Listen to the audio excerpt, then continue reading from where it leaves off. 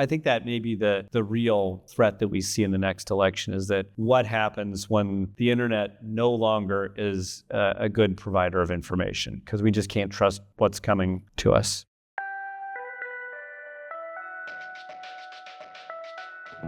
From the Harvard Kenneth C. Griffin Graduate School of Arts and Sciences, this is Colloquy, bringing the expertise of the university's PhD community to top-of-mind issues.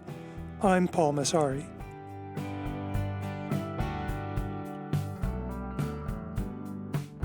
As states around the country face off in a contest of gerrymandering, what's the future of voting rights in the United States? Will the Supreme Court nullify what's left of the landmark Voting Rights Act of 1965? How will accelerating climate change affect U.S. politics? And what might happen in the all-important election of 2028? Harvard's Frank G. Thomson Professor of Government, Dean Emma Dench, an expert in public opinion and elections and a consultant for the CBS News Election Decision Desk, recently joined Harvard Griffin GSAS Dean Emma Dench to address these and other questions in a discussion of elections, energy, and the public mood. The two were introduced by Jonathan Schwartz, a board member of the Harvard Club of Chicago, which hosted the conversation. Evening, everybody. Welcome. My name is Jonathan Schwartz. I'm a board member of the Harvard Club of Chicago, and we are thrilled to be here tonight, and we are thrilled to be joined by Dean Emma Dench and Professor Stephen Ansolabehere. Thank you. Dean Emma Dench, she's the Dean of the Ken Griffin Graduate School of Arts and Sciences. She was born in York and grew up in Stratford-upon-Avon. She studied as an undergraduate and as a graduate at Oxford and Wadham College and then St. Hugh's. Before taking up her appointment in the Department of Classics and History at Harvard in 2007, she taught ancient history at Birkbeck College at University of London. She has been a Craven Fellow at the University of Oxford, a Rome Scholar, and a Hugh Last Fellow at the British School of Rome, a Cotton Fellow, a member of the School of Historical Studies at the Institute for Advanced Study in Princeton, a visiting professor at Harvard, and a Loeb Classical Library Foundation Fellow. She's the author of numerous books, and I'm going to go buy them all because I love books on ancient Rome. We are also thrilled to be welcoming Professor Stephen Ansolabehere. He is the Frank G. Thomson Professor of Government at Harvard. Before joining the faculty, he taught at both MIT and UCLA. He's an expert on democracy and representation in the United States, especially U.S. elections, voting behavior, public opinions, and energy and environmental politics. He's the author of 5 books, including Cheap and Clean, How Americans Think About Energy in the Age of Global Warming, and American Government. So, welcome both of you. Please give a big round of applause. Well, that was a lovely introduction from Jonathan. Thank you so much. Let me share just a few words about how we're going to do this conversation, because it's much more interesting and exciting than you even were hoping for. I have the pleasure and the privilege of starting off a conversation with Steve, and your job is to direct the conversation. As you're thinking, write us questions. We've done this format quite often, and I promise you it's very dynamic. All sorts of things happen. So, getting started, Steve, it is absolutely great to be talking to you again. Steve and I had a few conversations mainly about calling elections. It feels like that was another world. So a lot's happened, and we're going to see if we might touch on 3 sort of main clusters of topics. One would be very, very topical in the news, very much today. I thought we might start with voting rights. I know we both really, really want to get to what you're up to, what on earth you're up to at the Salata Institute, thinking about climate change, because some very exciting things going on there. And then where we have time, we might hopefully touch on calling elections and predicting outcomes of elections. What do you think? I think that'll do. Perfect. So plunging in with voting rights, very, very much in the news right now with the Supreme Court beginning to hear the case from Louisiana. And I guess there's everything that case on voting rights and districting bring up, and also the likely consequences. So we might get you both as analyst and as predictor of what effect that any ruling might have. Can we start there? Great. So there's a case before the court right now called Colloquy, which is the name of one of the plaintiffs, and it's challenging Louisiana's congressional district map and the configuration of a district that was created to comply with what's called Section 2 of the Voting Rights Act. Section 2 says if there's enough minority voters of what single group, like all Black or all Hispanic, and they vote cohesively together, then you must create a district in which they can have representation. So Louisiana drew such a district. Following on some earlier lawsuits, plaintiffs have decided to challenge the Voting Rights Act to see if Section 2 will effectively be either scaled back significantly or thrown out altogether. Right now, there's another case in Texas that is not getting any press that's under the 14th Amendment to the Constitution, which is equal protection. And if the Section 2 is struck down, there's the threat that many states will then go out and try to redraw their maps to get rid of mainly Black districts in the South, a few Hispanic districts. The problem then will become whether the courts will step in and say, no, you can't do that because that's actually intentional discrimination against Blacks and Hispanics. So this is going to take a long time to play out. It'll probably take the rest of the decade to play out. But it'll be fascinating to watch. And it does go to the heart of what we think of as equality, equal protection, and the right to vote. This is where the right to vote really resides in the United States.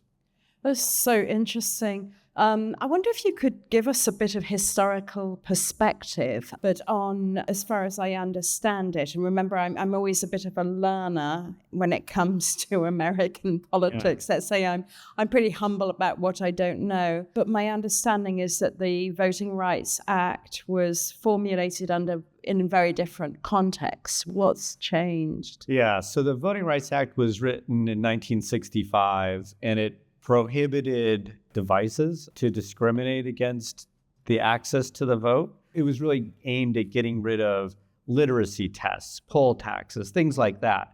It didn't actually mention redistricting originally. That kind of came up after the 1972 redistricting round, and eventually the courts allowed it, but it was always a big question all the way into the early 1980s. And then Congress amended the Voting Rights Act in the 1980s to cover redistricting. And that's been central to the Voting Rights Act's application for the protection of voting rights. There was a famous case in the 80s called Thornburg versus Jingles. And in that case, they actually specified how social scientists could contribute to understanding for the courts of whether the minority voters were sufficiently cohesive, whether there was enough concentration of minority population and so forth. So someone like me will be enlisted by plaintiffs or a state to weigh in on those questions. So since 2011, I've been pretty deeply involved in several states' litigation over this area. And it has been a tussle and a back and forth.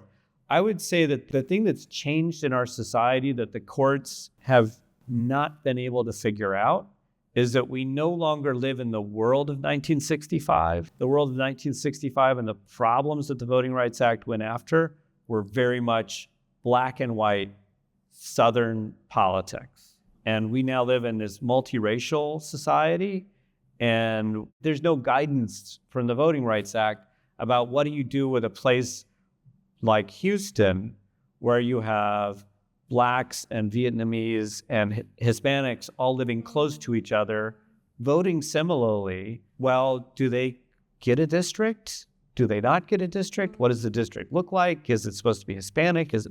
What is it? And the courts are kind of stymied. And I think ultimately Congress needs to weigh in and rewrite the Voting Rights Act to clarify these things. The courts have been kind of befuddled by what to do, frankly. But it is like this profound change in our society. Just how profound the change is Texas is no longer a majority white state. What do you do? What does it mean if Texas is no longer majority white, but most of the districts are majority white? That is the world we are facing now. And the courts have been the place where all this has been worked out, but it really needs to be worked out in Congress. And Congress has kind of kicked the can down the road. And I think what's happening is that John Roberts in particular doesn't want to deal with this anymore. And he wants to kick it back to Congress. Any sort of best predictions on what, or is that just too thorny on what might happen? I don't know, because there's this looming question of the 14th Amendment. And because of the Voting Rights Act, there's very little litigation on the 14th Amendment, actually, because things would get covered by the Voting Rights Act and everything would be figured out that way. So there's almost no historical case law on what the 14th Amendment compels in these cases. So we're in this interesting moment. Sort of thinking about voting rights more generally, we hear a lot about voter fraud. In terms of the population at large, I mean, how big a problem do people think it is and how big a problem is it actually? Is that something we should worry about? The framework is this trade-off between access to the vote, like making it easier for people to vote, and protecting against fraudulent votes. And the fraudulent votes can be of a couple different types. They can be people voting who legally should not be allowed to vote, or they could be people who are legally allowed to vote, but doing something unusual like selling their vote, or they could be people interfering with someone else's right to vote and therefore creating a sort of vote fraud, such as hacking into the electoral system and destroying ballots. Internet voting is something that the Defense Department's been experimenting with for a long time, because if you're a U.S. military personnel and you're stationed in Iraq or somewhere, and it's not possible for you to get a mail ballot in on time, certified and signed by the postmaster or whoever else would countersign, then you need some way of submitting a ballot. And so the U.S. military has been very keen to have internet voting. The problem is internet voting is so hackable. It's so hackable, and you can't certify it. So it's not like a bank transaction where you, the customer, have a receipt. We can't give you a receipt for voting, because if we gave you a receipt for voting, you could sell your receipt, and that would be another kind of vote fraud. So this is the problem everybody's trying to weigh.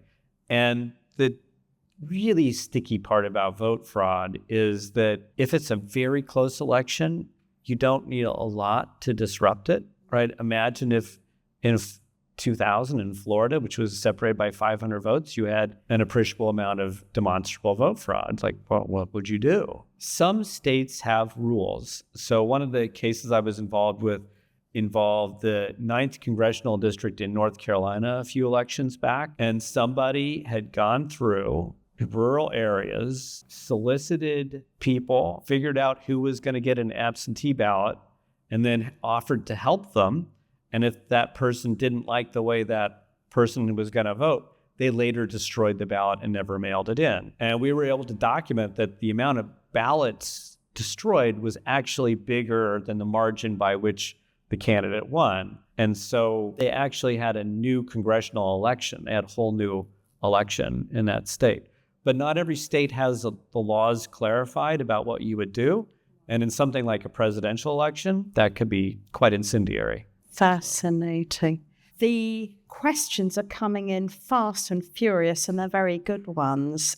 So we will start our weaving. One very good listener in the audience remarks that for us sitting back, when we see it can appear that in each state, the dominant party is what they're up to is gerrymandering and disenfranchising voters of the other party. I think I can definitely see that going on, and wonders about a simple algorithmic approach that could sort all this out and kind of take the heat out of it, I'm guessing. So political scientists have developed many standards, but every one of those standards has failed to meet a very specific test in the courts. And that test is, would the 14th Amendment, would equal protection lead you to this standard? So we come at it from the other way, which is what looks like a fair allocation. And they're coming at it from, what does equal protection mean?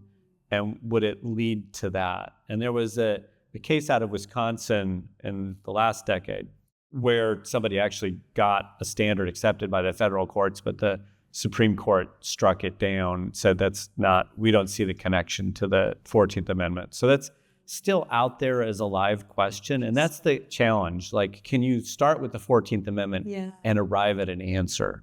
Because that's what the principle would lead you to, as opposed to, can you start with some social science theory over here and walk up to it? And that's I think where we're, as a field, sort of stymied. It's so interesting. I have another question that I think asks you to double down on a little bit on what you've just said, asking about what is at the heart of the Voting Rights Act and what is its essential universal value. If you could say in no more than 10 words. I supplied that bit.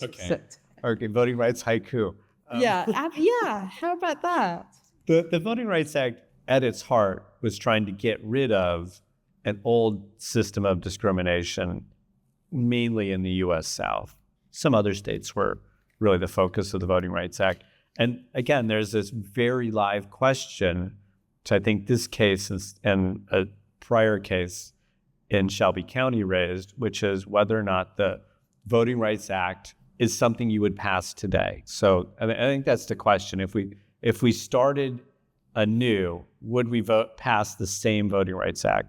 Or would we do something different? And I think that's the question that we're going to have after this year is over at the Supreme Court.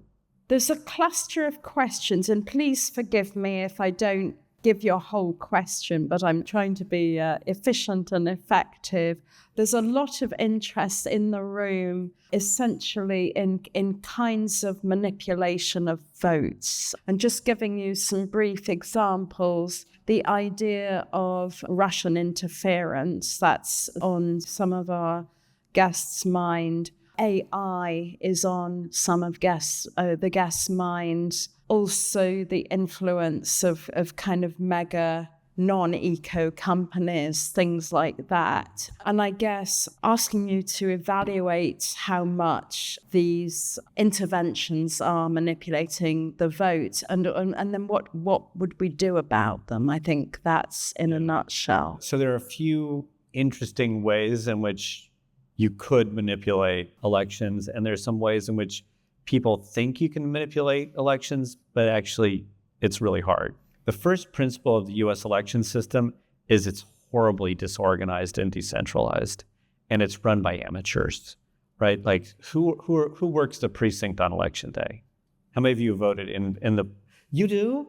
Thank you, because you're basically giving your day, right? You get paid maybe a nominal amount at most, but they're like, I don't know how many volunteers, like 1 million volunteers on election day run our elections. And they work all day and they're not really paid much. And many of them, because of the state laws, because you're afraid of somebody doing something weird, and you're not allowed to leave the polling place, right? You have to stay there all day. You don't want shifts coming in, and because you have to have the chain of command of like who actually is in charge of these ballots. But that turns out to be a real strength to the U.S. system, because there are all these people watching it who are basically private citizens who are there because they care about it. And it's highly decentralized. So if you hacked this precinct over here, you couldn't hack this precinct over here. It's really hard to do something in a coordinated fashion in the US system. So the thing we all complain about like it's volunteers, it's decentralized, they don't spend much money, this actually turns out to protect it against, some concerted effort. After the 2020 election, there were a lot of allegations about, and after the 2000 election and the 2004 election, there were a lot of allegations about hacking voting machines. Near as we can tell, none of this is or could be true. And it's been looked at really closely. So there probably needs to be better national standards about what the voting equipment ought to look like and how it ought to be managed. But in 2000, there were none, none, zero. And after the 2000 election, a lot of things were put in place to have something that was a more sensible national standard about security of software, about inspection of software, and so forth. And I think that protected us from what could have gone wrong in 2020.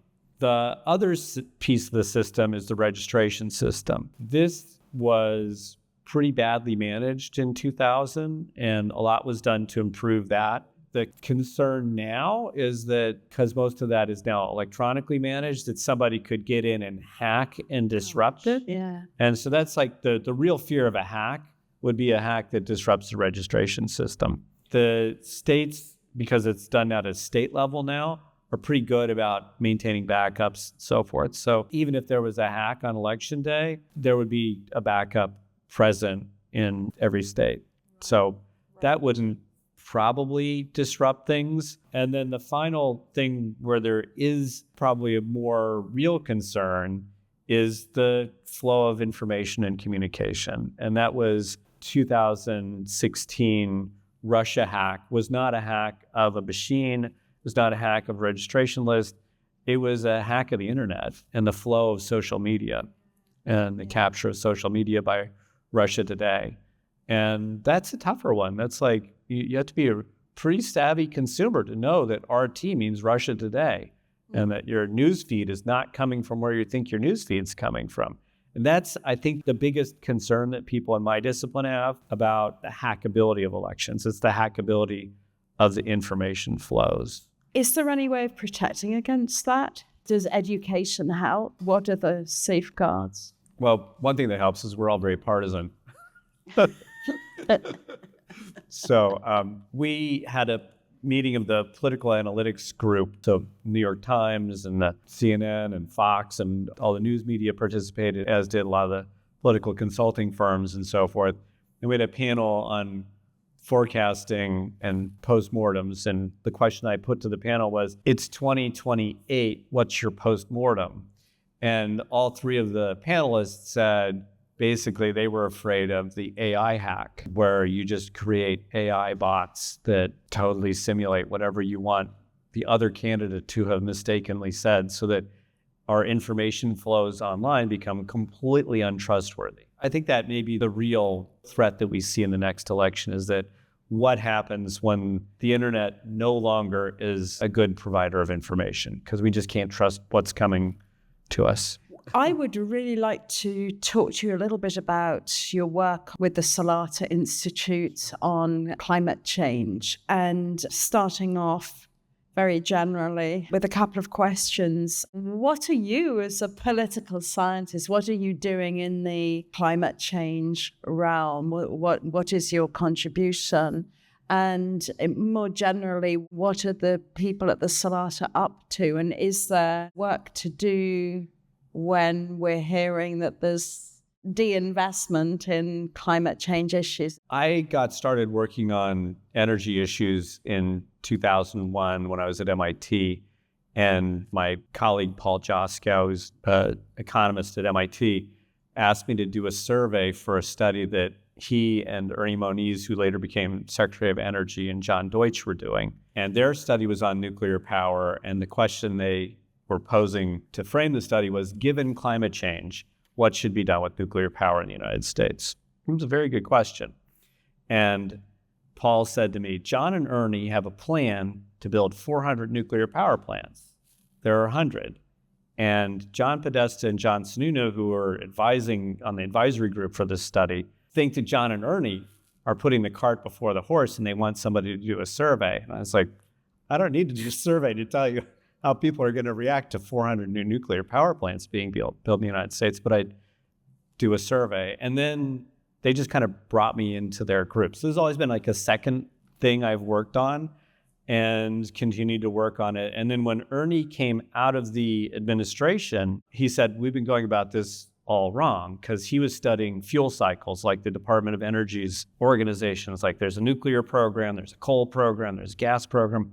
Said, it's not about fuel cycles, it's about people. And Ernie's a physicist and John's a chemist. And John's like, yeah, we need sociologists. So I brought in Jason Beckfield from sociology and Dustin Tingley from government. And the three of us together with friends in law school started working on what should be done differently about the way the United States develops its energy systems, because these are really complicated systems that nobody wants to think about and nobody should have to think about. It's the opposite of elections, right? It's like this subterranean thing that you just don't want to worry about how much it costs when you turn on the switch. And we assume that it works, but we're starting to hit some stressors. And the Salada Institute was set up around that set of problems. Like, how do we as a national society and how do we as a global society deal with the biggest stressors, climate change, but there's also these other stressors that are coming. And the current one is AI. For the past 30 to 40 years, electricity in the United States has grown at the rate of 1%, electricity use and development. So that doesn't take a lot of planning, right? You don't have to build a lot of stuff. In fact, you can get rid of some stuff and get rid of some old coal plants and build it, occasionally build a nice new efficient gas plant. But with AI, it's now going to grow like 5% a year, and we have to build stuff. And as soon as you have to build stuff, then you have to put power lines through people's communities. You have to build gas pipelines, and you have to build nuclear power plants. And these are things that people really hate. Like, they really hate this stuff. We have one survey question we started fielding, which was, here's a list of infrastructure like decisions and what would be okay for the use of eminent domain, because most of this stuff ultimately has to use eminent domain where the government actually forcibly buys somebody's property. And people are happy using eminent domain for getting rid of a blighted building or building a park. They're not so happy about using eminent domain for building a power line or a pipeline or an energy facility. So these are things that really anger people, and that becomes the break. So the whole system and our ability to meet these challenges like climate change, AI demand, and so forth, depends on our ability as a nation to engage with people so that we do this in a sensible way, so that people's opposition isn't forever stopping us from doing what we could achieve. This is amazing. So I'd like to hear a bit more about that. Building on that, how do you persuade the general public that climate change is a thing? And especially now, especially when many people have the perception that they're not personally experiencing it. And we had a hot summer, then we had a cold summer, and it's not a thing. Yeah, so all those things are true. It turns out that the percentage of people who think that climate change is not real is tiny. It's like 5%. The climate deniers, very rare. There are people who think it's not something we need to do a lot about right now. There are people who think that it's not present. And how big are those very roughly? The concern has been growing, but whether or not that concern drives you to take drastic action is a different matter. People increasingly see like, well, the number one contributor is China. China should take the lead on this. Mike Greenstone here at the University of Chicago has been one of the leaders in calculating the social cost of carbon. And by his calculations, it's not a big dollar value today because most of the harm is in the future. So the net present value, once you discount through our discount rate that we usually use in investments, means that the amount that you'd be willing to pay to avoid those harms in the future is actually fairly modest. And that means that it's really hard to justify from a cost-benefit analysis perspective doing more. Yeah. That's a tough sell. So that perception isn't actually wrong from that perspective. Yeah, absolutely. But now's the time to do the cheap things. Yeah. Right? Yeah. So it's a bit of a conundrum. When you want to do things that are very cheap, it doesn't actually pay in a net present value sense. Yeah. But later on, when things are really bad, or in societies where it's really tough, like India, there you can't afford to pay all that you need to pay to avoid harms. There's a lot of organized into a set of research clusters that are working on different aspects of the problem. The cluster I'm leading looks at communities and how they're affected by changing energy systems. So what happens, one of the big breaks on doing things in terms of policy change is we don't have in the United States great ways of dealing with abandoned communities. What happens when the coal industry goes away in West Virginia? You leave enormous social problems behind. What do you do with people? Like, we don't have great infrastructure for dealing with that. When that's a threat, those states will see it. Like Louisiana, Texas, they see what will come of their state if we put a big carbon tax on. And they resist this. And it's not irrational. It totally makes sense. So there's got to be some dialogue. So it's not a matter of persuasion. It's more a matter of engaging and kind of trying to come up with something that benefits everybody, that everybody will agree to. So it's more like a negotiation and less of a persuasion. I think Al Gore's approach was persuasion, and I think that worked for half the population, but it didn't work for the population that was going to put the brakes on, and they did. Let's go back to doom and gloom. I'd love to know a little bit about your work predicting the outcome of elections. Well, that's not doom and gloom. That's blast. That's actually fun. Okay, I'll go with you. I like the optimism. So, Steve, what could possibly go wrong? What are the challenges, and basically, what do you draw on to try to predict the results of an election, and how stable are these? So elections are super regular. They're super predictable. Okay. And they move back and forth pretty steadily.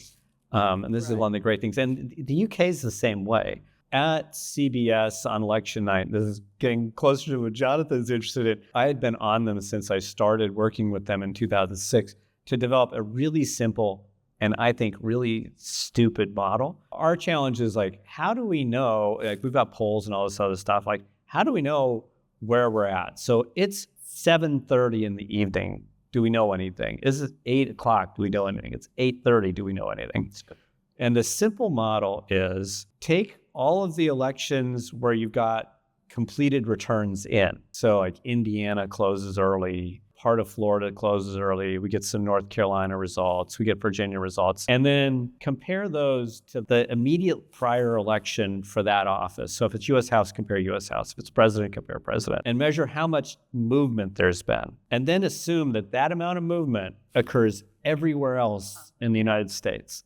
That's a pretty stupid model, right? There's nothing special.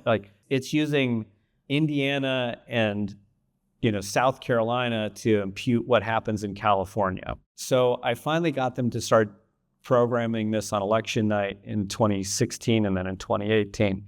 And it's never been wrong by more than 4 seats by the end of the election night. So by about 9 o'clock, got it done. I like it. I like it. You've just talked your way out of a job, Steve. I know. And I didn't even need AI. Exactly. But there are some real regularities behind elections which make them more understandable, and the public moves back and forth in some understandable ways that actually kind of make you feel better about what people are doing when they're voting. So 2024, just about every group, every state, every county moved 3.5 points from the Democrats to the Republicans. Right. It was super regular. You look at why people moved, and it was inflation. There's a guy at Yale named Ray Fair, and Ray has a model for forecasting elections that he trotted out in 1990 or 92. And the Fair model has worked really well, and it's based on how much change in real personal disposable income there is after tax and your after-tax real income change, plus the worst quarter of inflation and that predicts very well. And the day before the election, that predicted that the Democrats would get 49% of the vote. And that's what Harris got. So it was really an economic election. Yeah. The groups that shifted the most from 20 to 24 were Hispanics, especially Hispanic men, and Asians. But it wasn't blacks, it wasn't young non-college men or any of the things you've heard. It's like you look at the exit polls, like it's really clear who moved. And so I thought a lot about that and like, what is it about Hispanics men and blacks? You wouldn't have guessed like they would like have embraced Trump. They're America's working class these days. Yeah. Who's working the menial behind the counter jobs? It's largely those folks. And they were really hard hit by this economy. So then we went back and looked at the economic data. Turns out those are the groups that were hardest hit by the economy. So this was very much an economic election, and almost all of them are. I was hearing an item on the radio, a long item on undecided people. And what are effective techniques that sway opinion? I mean, you've talked about the economy, but in terms of politicians trying to put a thumb on the scale, what works? Earliest studies in political science and sociology of this went after this question, like, back in 1948, right?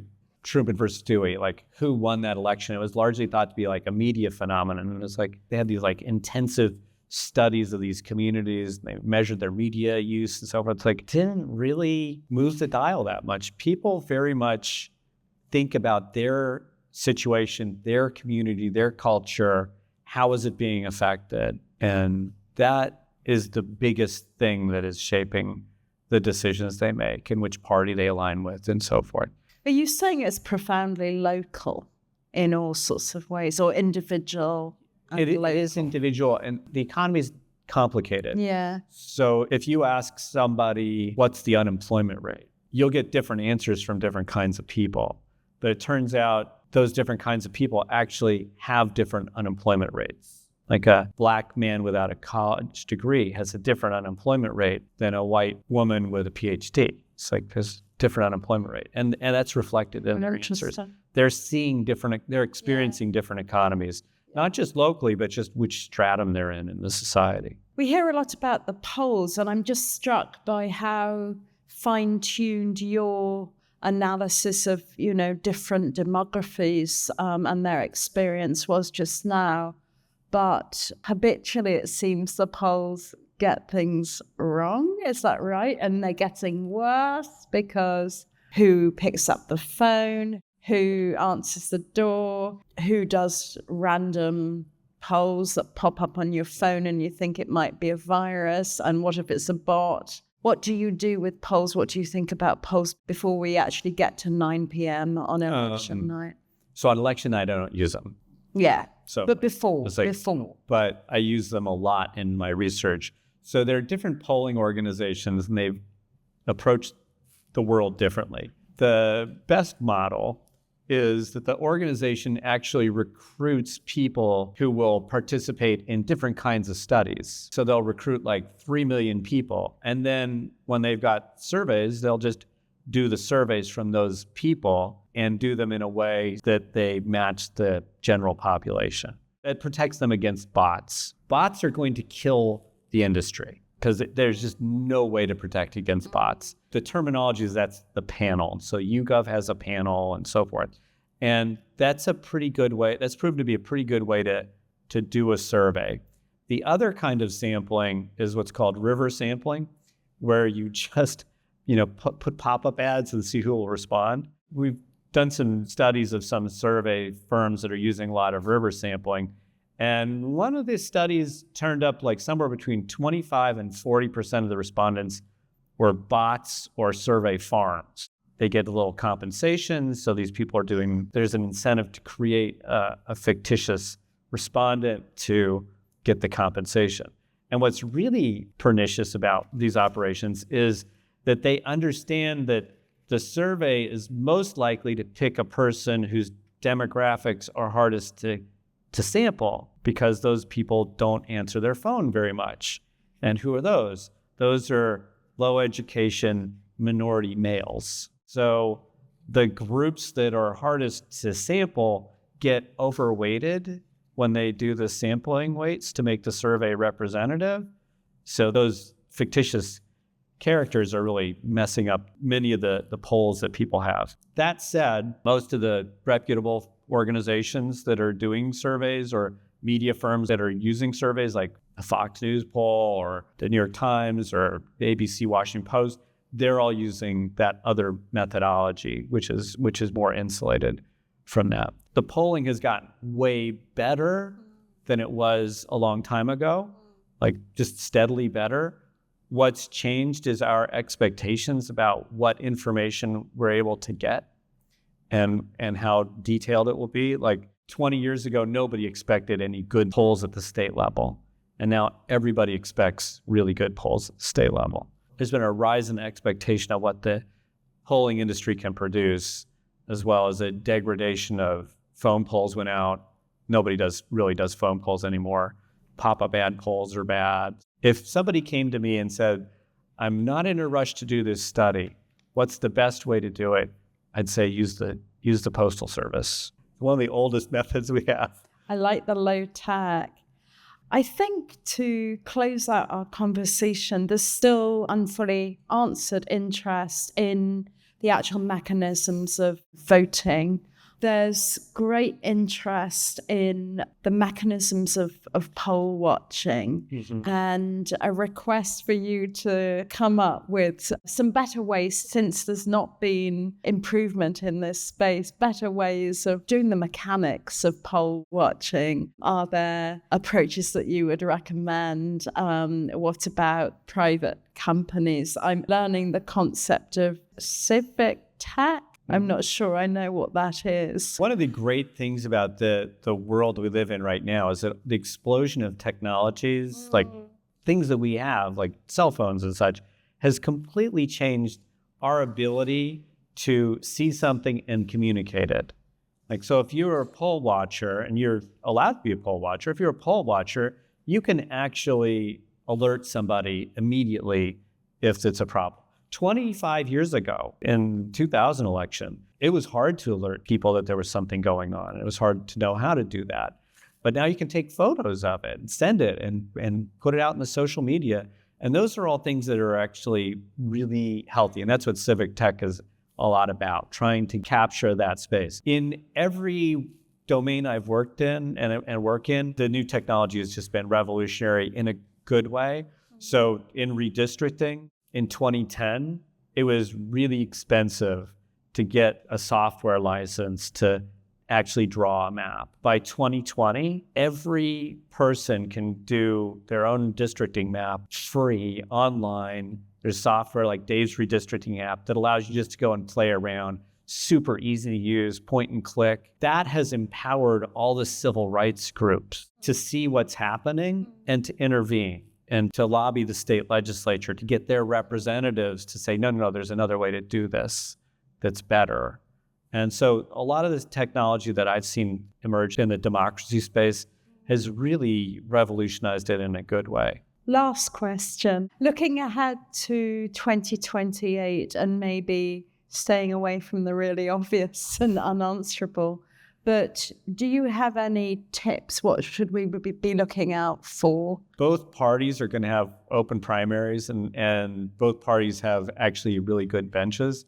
It's the first time in a long time that the Democrats have had a deep bench to draw from. So I think we're going to have really excellent primary elections with some real choices on both sides. I think the last real time we had an election like this might have been 2016 or 2008. And people were going to be really engaged like in both parties, which is going to be, I think, very good and healthy. The general election will be, I think, one of the most fascinating things to watch in 2028. It will be the true moment of a generational change. There will be no baby boomers on the ballot. I could imagine both parties not only going young, but going very young. So we might see a really rapid generational change coming up. From the Harvard Kenneth C. Griffin Graduate School of Arts and Sciences, this has been Colloquy. This podcast is an extension of the school magazine of the same name. You can find a transcript of the show, as well as past episodes, at the Harvard Griffin GSAS website, gsas.harvard.edu/colloquy-podcast. If you enjoyed this interview, please rate or like the show on Apple, Spotify, or YouTube so that others can find it as well. And be sure to follow us on those channels so you'll never miss a conversation. Our theme music is from the Boston-based band Francine. Check out their other tracks at www.francine.info. I'm Paul Massari. See you next time.